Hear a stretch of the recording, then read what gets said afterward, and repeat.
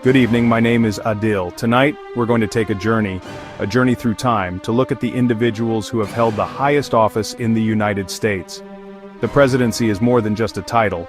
It's a reflection of the nation at a particular moment in history, a crucible where character, policy, and crisis converge. We'll be moving chronologically, starting from the very foundation of the Republic with George Washington, and making our way, step by step, through the pivotal moments that have defined this nation, all the way to the complexities of the present day. This isn't just about names and dates, it's about understanding the decisions that were made and the consequences that followed, for better or for worse. We'll be looking at the key achievements, the defining struggles, and the historical context surrounding each administration. From the Louisiana Purchase that doubled the size of the country, to the Civil War that nearly tore it apart, to the great conflicts of the 20th century, and the technological and social revolutions that continue to shape us. Each president inherited a unique set of challenges and left behind a legacy that influenced their successors and the course of American and often global history.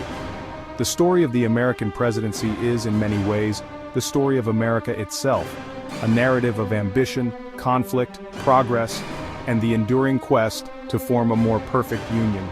The goal here is to provide a clear, factual overview, to connect the dots between administrations, and to see how the challenges of one era often sow the seeds for the triumphs and tribulations of the next. It's a story filled with remarkable leaders, controversial figures, and moments of profound national significance. So let's begin our journey through time, looking at the men who have led this country, keeping you honest about the history that has shaped us all. Let's get started. Our story, of course, begins with the man who was, as they said, first in war, first in peace, and first in the hearts of his countrymen, George Washington. After the brutal, exhausting years of the Revolutionary War, the newly formed nation was fragile, its future uncertain. Many looked to Washington, the victorious general, and saw a king. They offered him a crown, a chance to establish a monarchy in the New World. But Washington, in a profound act of civic virtue, refused. He believed devoutly in a republic, a government of the people, and he understood that his every action would set a precedent for generations to come. He chose the title, Mr. President over Your Majesty, establishing a tone of democratic humility from the very start. His leadership was not just symbolic, it was foundational. He guided the nascent government through its first critical years, navigating treacherous political divisions and establishing the authority of the federal government, most notably during the Whiskey Rebellion. He warned against the dangers of political factions and foreign entanglements in his farewell address, advice that has echoed throughout American history. And in a final, fitting tribute, the new federal city, a capital built from scratch on the banks of the Potomac, was named in his honor, Washington, D.C., a permanent reminder of the man who chose to be a citizen rather than a king, and in doing so secured the future of the Republic. Following Washington was his vice president, John Adams, a brilliant and often cantankerous figure from Massachusetts. Adams was a staunch Federalist, believing in a strong, centralized government to ensure the nation's stability and international standing. His presidency was immediately consumed by foreign policy crises, particularly the escalating tensions with revolutionary France. The French, angered by an American treaty with Great Britain, began seizing American merchant ships on the high seas. This undeclared naval conflict became known as the Quasi-War, and it defined much of Adams's single term in office. He was a president walking a tightrope, trying to protect American interests without plunging the young nation into a full-scale war it could not afford. In response to this threat, Adams made a decision with lasting consequences. He pushed for the creation and strengthening of the United States Navy. He saw a powerful navy not as a tool for conquest, but as an essential shield for American commerce and sovereignty. This was a controversial and expensive proposition at the time, but it laid the groundwork for American naval power for centuries to come. His presidency was also marked by deep domestic division, particularly with the passage of the Alien and Sedition Acts, which were seen by his opponents, like Thomas Jefferson, as a grave overreach of federal power. Adams's term was fraught with conflict, but his commitment to a strong national defense was a key part of his legacy. The election of 1800 was a bitter contest, what some call a revolution, as it marked a peaceful transfer of power from one party to another.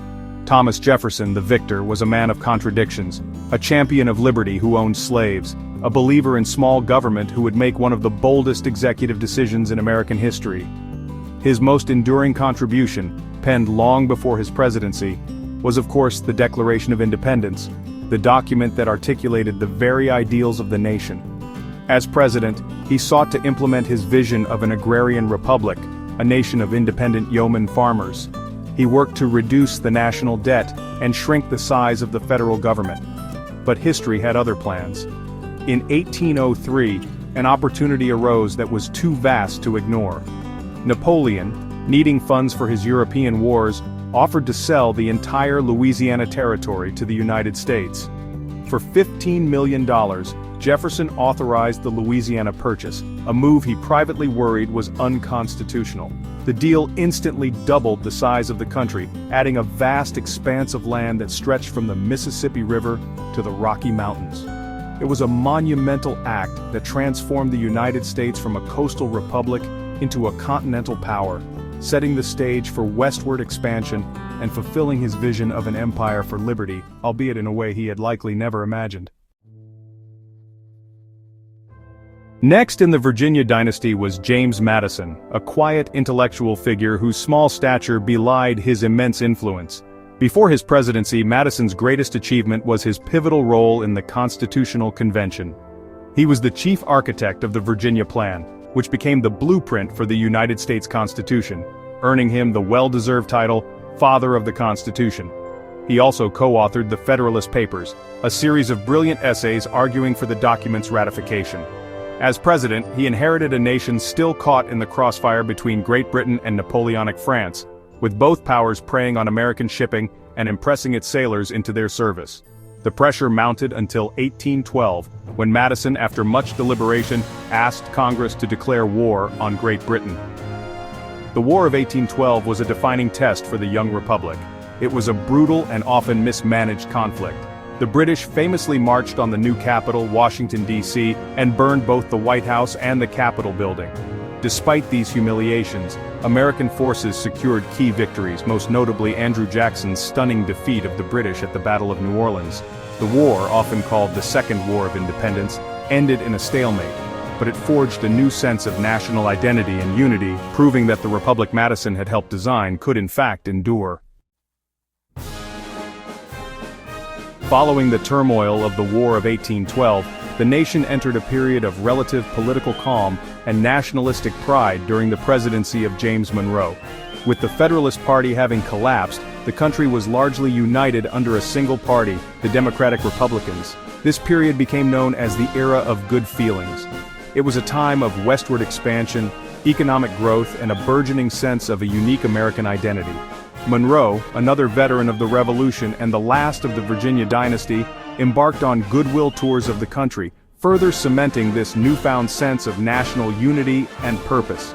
Monroe's most significant and lasting contribution came in the realm of foreign policy. In his 1823 address to Congress, he laid out a principle that would guide American diplomacy for over a century. He declared that the American continents were henceforth not to be considered as subjects for future colonization by any European powers. In exchange, the United States would not interfere in the internal affairs of Europe. This bold declaration became known as the Monroe Doctrine. It was a clear signal to the old powers of Europe that the United States now saw itself as the dominant power and protector of the Western Hemisphere, a cornerstone of American foreign policy that would be invoked by presidents for generations to come. The era of good feelings came to a contentious end with the election of 1824, which saw John Quincy Adams, son of the second president, ascend to the presidency. Adams was a man of immense intellect, a brilliant diplomat, and a visionary. He believed in using the power of the federal government to actively improve the nation and the lives of its citizens. He proposed an ambitious and, for its time, radical national program. He called for the federal funding of roads and canals, what we would now call infrastructure, to connect the sprawling country and facilitate commerce. He advocated for the creation of a national university to advance learning and a national astronomical observatory to advance science. Adams's vision was of a nation leading the world not just in liberty, but in knowledge, arts, and scientific discovery. However, his grand plans were largely met with suspicion and fierce political opposition. His opponents, led by Andrew Jackson, argued that his proposals were an unconstitutional overreach of federal power and a betrayal of Jeffersonian principles of limited government. They painted him as an out-of-touch elitist. As a result, much of his ambitious agenda was blocked by a hostile Congress, and he served only a single, frustrating term. His presidency stands as a testament to a forward-thinking vision that was perhaps too far ahead of its time. The election of Andrew Jackson in 1828 marked a seismic shift in American politics. Old Hickory, the hero of the Battle of New Orleans, presented himself as a champion of the common man, a frontier populist fighting against the corrupt Eastern elites. His presidency ushered in the era of Jacksonian democracy, which saw a dramatic expansion of voting rights, at least for white men. He was the principal founder of the modern Democratic Party, building a powerful political machine based on patronage and party loyalty. Jackson wielded the power of the presidency with unprecedented force, using the veto more than all of his predecessors combined and asserting the primacy of the executive branch. But Jackson's legacy is, deeply troubled by one of the darkest chapters in American history. A longtime proponent of westward expansion and a veteran of wars against Native American tribes, Jackson signed the Indian Removal Act of 1830. This law authorized the president to negotiate with southern tribes for their removal to federal territory west of the Mississippi River, in exchange for their ancestral lands. While the policy was popular with many white settlers who coveted the land, it led to the forced and brutal relocation of tens of thousands of Native Americans. The most infamous of these was the Trail of Tears, where the Cherokee Nation was forced to march westward, a journey on which thousands died from disease, starvation, and exposure. The decades following Andrew Jackson's presidency were a period of immense growth and mounting tension. Presidents like Martin Van Buren, Jackson's hand-picked successor, immediately faced economic catastrophe with the Panic of 1837, a severe financial crisis that led to widespread unemployment and hardship. The era saw presidents like William Henry Harrison, who died just a month into his term, and his successor John Tyler, who was expelled from his own party. The doctrine of manifest destiny, the belief in a divinely ordained right to expand westward, propelled the nation into a war with Mexico under James K. Polk, resulting in the acquisition of vast new territories, including California and the Southwest. This relentless expansion, however, came at a cost, as it constantly reignited the nation's most divisive and explosive issue, slavery. With each new territory added to the Union, the question of whether it would be a free state or a slave state tore at the fabric of the nation. A series of fragile compromises like the Compromise of 1850 were brokered by presidents like Millard Fillmore and Franklin Pierce, but they only served to delay the inevitable conflict. By the time James Buchanan took office, the country was a powder keg. His presidency was marked by a series of disastrous decisions, including his support for the Dred Scott Supreme Court ruling that only deepened the sectional divide and pushed the nation ever closer to the brink of civil war. And then came Abraham Lincoln. His election in 1860, without the support of a single Southern state, was the final spark. Before he even took the oath of office, states began to secede from the Union, and the Civil War began. Lincoln's single overriding goal at the outset was the preservation of that union. He faced a challenge no other president has ever had to confront, leading a nation at war with itself. He was a master politician and a brilliant writer, using his speeches like the Gettysburg Address to articulate the moral purpose of the war and to redefine the meaning of American democracy for a new generation. He guided the Union through its darkest days, through devastating military defeats and staggering loss of life. As the war dragged on, Lincoln's purpose evolved. He came to see that the Union could not be truly saved without ending the institution that had caused the schism in the first place. On January 1, 1863, he issued the Emancipation Proclamation, declaring that all enslaved people in the rebellious states shall be then, thenceforward, and forever free. It transformed the war into a revolutionary struggle for freedom. After 4 long years, the Union was victorious, but just days after Robert E. Lee's surrender, as the nation began the difficult process of healing, Abraham Lincoln was assassinated. He gave, as he said at Gettysburg, the last full measure of devotion to a nation he had saved and fundamentally remade. The task of binding up the nation's wounds fell to Lincoln's vice president, Andrew Johnson.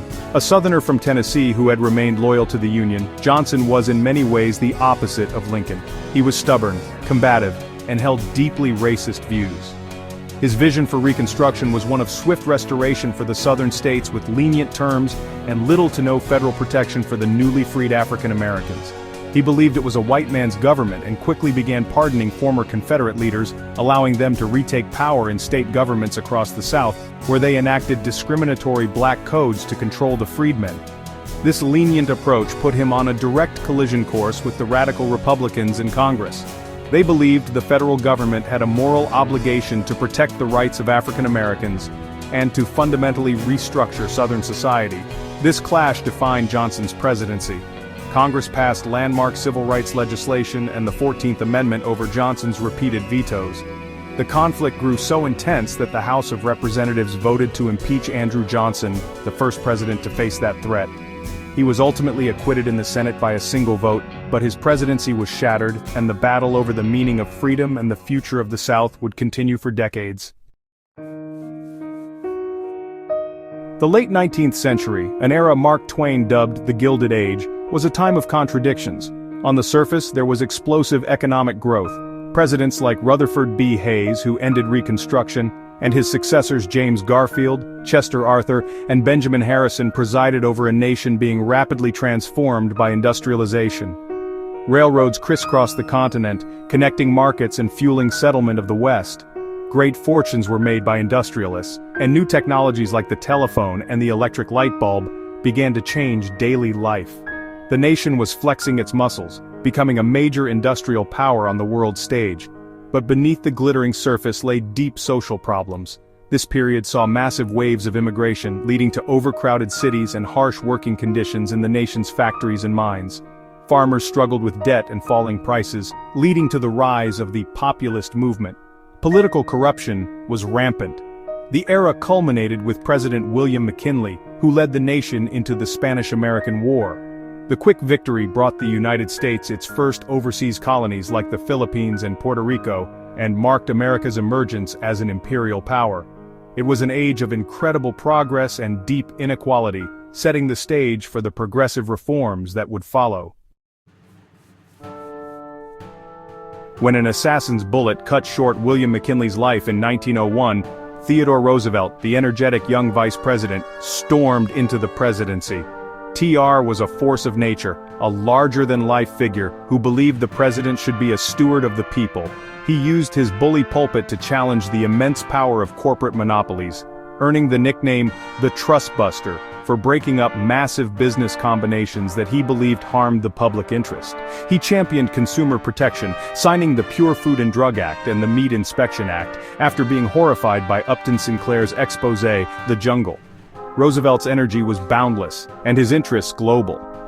He flexed American muscle abroad, famously saying "speak softly and carry a big stick." His signature foreign policy achievement was securing the rights to build the Panama Canal, a monumental engineering feat that connected the Atlantic and Pacific Oceans. But his deepest passion may have been for the natural world.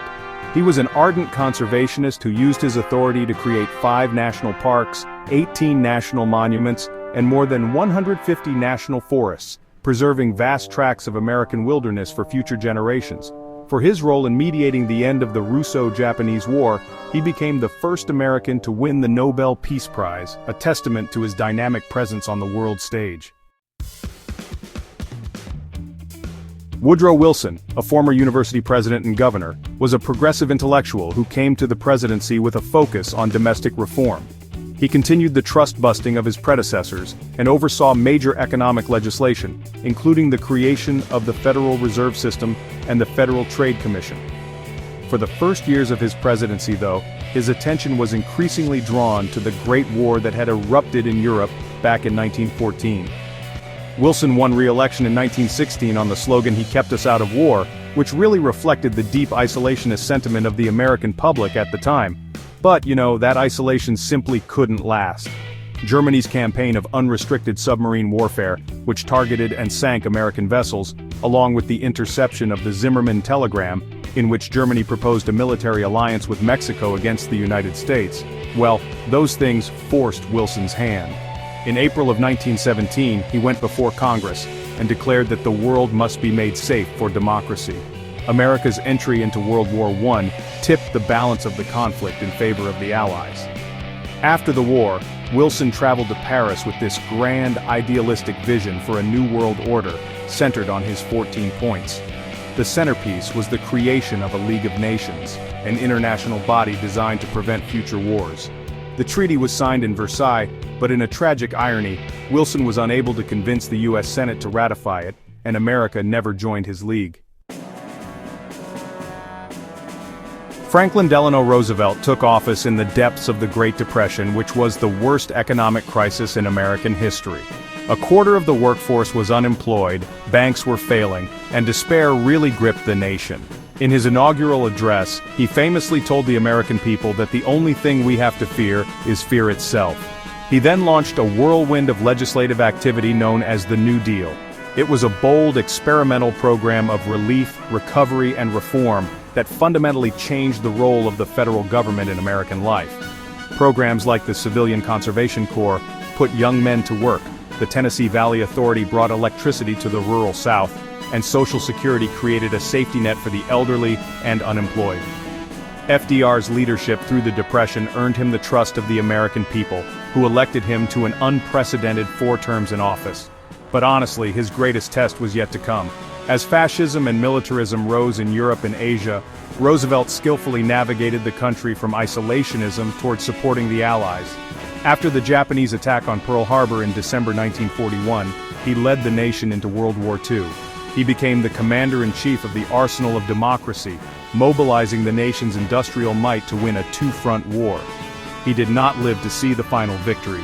He died in April 1945, just weeks before Germany's surrender, leaving behind a legacy as one of the most consequential and transformative presidents in history. Harry S. Truman was a plain-spoken former senator from Missouri who was thrust into the presidency upon FDR's death, with little preparation for the immense challenges he would face. "I felt like the moon, the stars, and all the planets had fallen on me," he later wrote. Just months into his presidency, he made one of the most momentous decisions in human history, to use the newly developed atomic bombs on the Japanese cities of Hiroshima and Nagasaki to force a swift end to World War II. The decision remains controversial to this day, but it did end the war and ushered in the nuclear age. With the war over, a new global conflict immediately took shape, the Cold War against the Soviet Union. Truman responded to the threat of communist expansion with a policy of containment. He oversaw the Truman Doctrine, which pledged support to free peoples resisting subjugation, and the Marshall Plan, a massive aid package to rebuild war-torn Western Europe and prevent it from falling under Soviet influence. He also presided over the Berlin airlift and was a key architect of the North Atlantic Treaty Organization, or NATO, a military alliance that would form the bedrock of Western security for the next half-century. Truman's presidency set the course for American foreign policy for decades, really defining the contours of a new and dangerous world. After 20 years of Democratic presidents, Americans turned to a beloved war hero, Dwight D. Eisenhower.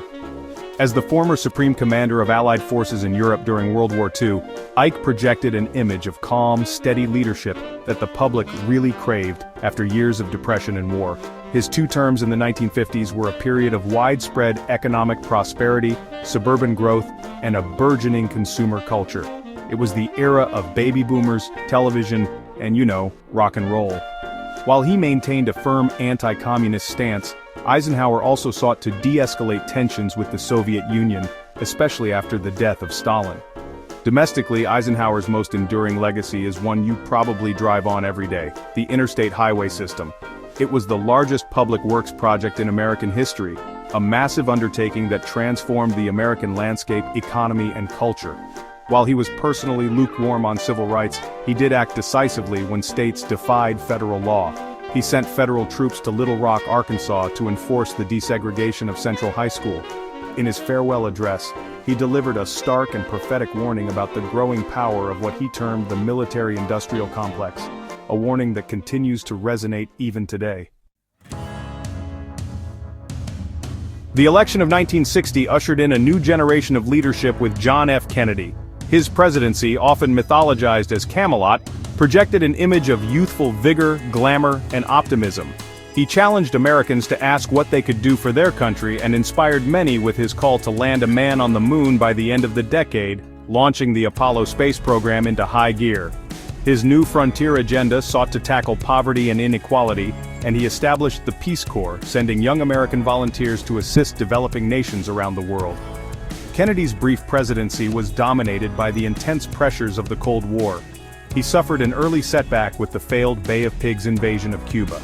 But his resolve was truly tested in October 1962 during the Cuban Missile Crisis. For 13 terrifying days, the world stood on the brink of nuclear war after the discovery of Soviet missile sites in Cuba. Kennedy's steady nerve and skillful diplomacy resulted in a peaceful resolution, a moment many consider his finest hour. Tragically, the promise of the new frontier was cut short on November 22, 1963, when he was assassinated in Dallas, Texas. His death was a national trauma that left an indelible mark on the American psyche. Lyndon B. Johnson, a towering figure from Texas and a master of the legislative process, assumed the presidency in the wake of Kennedy's assassination. He vowed to carry on JFK's legacy, and he used his formidable political skills to push through the most ambitious domestic agenda since the New Deal. His Great Society programs were a sweeping effort to combat poverty and racial injustice. He signed into law the landmark Civil Rights Act of 1964, which outlawed discrimination, and the Voting Rights Act of 1965, which secured the franchise for African Americans. He also created Medicare and Medicaid, providing health insurance for the elderly and the poor. But LBJ's incredible domestic achievements were ultimately overshadowed and consumed by a conflict halfway around the world, the war in Vietnam. Believing in the domino theory that if one Southeast Asian nation fell to communism, others would follow, Johnson dramatically escalated American involvement. The number of U.S. troops swelled to over 500,000. The war became increasingly unpopular at home, dividing the nation and fueling a massive anti-war movement. The rising casualties and the growing credibility gap between the government's optimistic reports and the reality on the ground destroyed Johnson's presidency. In 1968, facing a rebellion within his own party, a weary and embattled LBJ announced he would not seek re-election. Richard Nixon's presidency was a story of stunning triumphs and, honestly, a disgraceful, unprecedented fall. A shrewd and experienced statesman, Nixon achieved a major foreign policy breakthrough that really reshaped the Cold War. In 1972, he made a historic visit to the People's Republic of China, ending decades of isolation and opening relations with the communist giant. This move was, well, a strategic masterstroke, designed to put pressure on the Soviet Union, with whom he also pursued a policy of détente, or easing of tensions, signing major arms control treaties. He also presided over the end of American involvement in Vietnam and created the Environmental Protection Agency, or EPA. But Nixon's triumphs will forever be linked to his downfall. His obsession with his political enemies and his deep-seated paranoia led to the Watergate scandal. It began with a bungled break-in at the Democratic National Committee headquarters in the Watergate office complex. The subsequent cover-up, orchestrated from the highest levels of the White House, was slowly unraveled by journalists, judges, and congressional investigators. Facing certain impeachment and removal from office after the revelation of secret White House tapes that proved his involvement, Richard Nixon became the first and only president in American history to resign, leaving the office in disgrace on August 9, 1974. Following the turmoil of Watergate and Vietnam, the American people elected Jimmy Carter, a former governor of Georgia, who ran as a Washington outsider, promising, "I will never lie to you." Carter brought a new moralism to American foreign policy, making the promotion of human rights a central pillar of his administration. He criticized both the Soviet Union and some American allies for their human rights abuses. His greatest diplomatic achievement was brokering the Camp David Accords in 1978, a historic peace agreement between Israel and Egypt that has endured for decades. It was a remarkable feat of personal diplomacy that earned him praise around the world. Domestically, however, Carter struggled with a series of intractable problems. The nation was mired in stagflation, a toxic combination of high inflation and high unemployment. An energy crisis marked by soaring gas prices and long lines at the pump added to the sense of national malaise. His presidency came to be defined by its final, agonizing year. In November 1979, Iranian revolutionaries stormed the U.S. Embassy in Tehran and took more than 50 Americans hostage. The Iran hostage crisis dragged on for 444 days, and the nightly images of protests and Carter's inability to secure the hostages' release came to symbolize a sense of American weakness and sealed his defeat in the 1980 election. Ronald Reagan, a former actor and governor of California, swept into office in 1980 with a message of optimism and conservative renewal.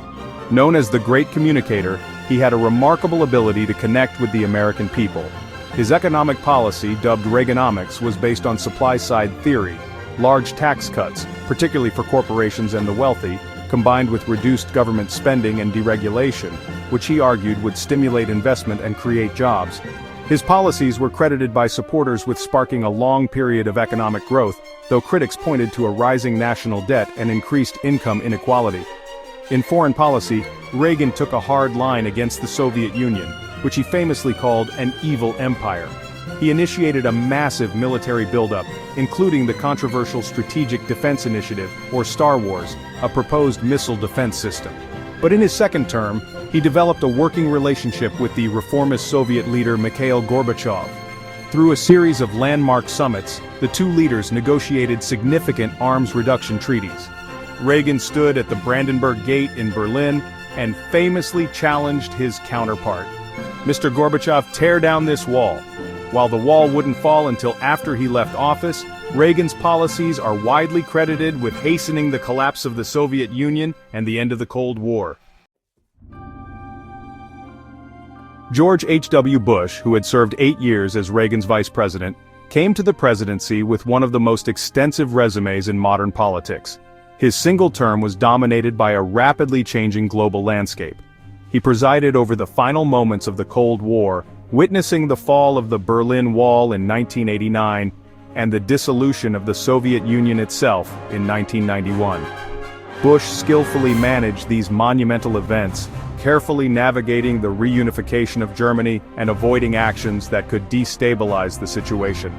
He spoke of a new world order emerging from the ashes of the Cold War, one based on international cooperation and the rule of law. This new order was put to the test in August 1990 when Iraqi dictator Saddam Hussein invaded the neighboring oil-rich country of Kuwait. Bush responded by assembling a vast international coalition of nations to oppose the aggression. After diplomatic efforts failed, he launched Operation Desert Storm in January 1991. The ensuing Gulf War was a swift and decisive military victory. Coalition forces led by the United States liberated Kuwait in just 100 hours of ground combat. The victory led to record-high approval ratings for President Bush. However, a domestic economic recession would ultimately prove to be his political undoing, costing him re-election in 1992. Bill Clinton, the charismatic young governor of Arkansas, came to office focused on the domestic economy, famously reminding his campaign staff, "It's the economy, stupid." His presidency coincided with a period of sustained economic prosperity, the longest in American history. The 1990s saw the rise of the internet, low unemployment, and a soaring stock market, which allowed Clinton to preside over the first balanced federal budgets in decades. He signed into law the North American Free Trade Agreement, or NAFTA, and pushed for welfare reform. He also took military action in the Balkans to stop ethnic cleansing in Bosnia and Kosovo. Despite his policy successes, Clinton's second term was consumed by scandal. An investigation into a real estate deal from his time in Arkansas, known as Whitewater, eventually led to revelations of an affair he had with a White House intern, Monica Lewinsky. After denying the relationship under oath, Clinton was found to have committed perjury. This led the House of Representatives to vote to impeach him on charges of perjury and obstruction of justice. Like Andrew Johnson before him, he was acquitted by the Senate and remained in office. The scandal left a deep stain on his legacy, and further polarized an already divided American political landscape.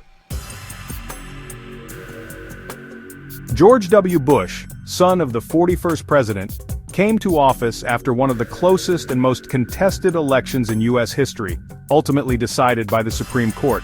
His early presidency was focused on domestic issues, particularly education reform with his No Child Left Behind Act. But everything changed on the morning of September 11, 2001. The terrorist attacks on the World Trade Center and the Pentagon were a national trauma that instantly redefined his presidency and the course of the 21st century.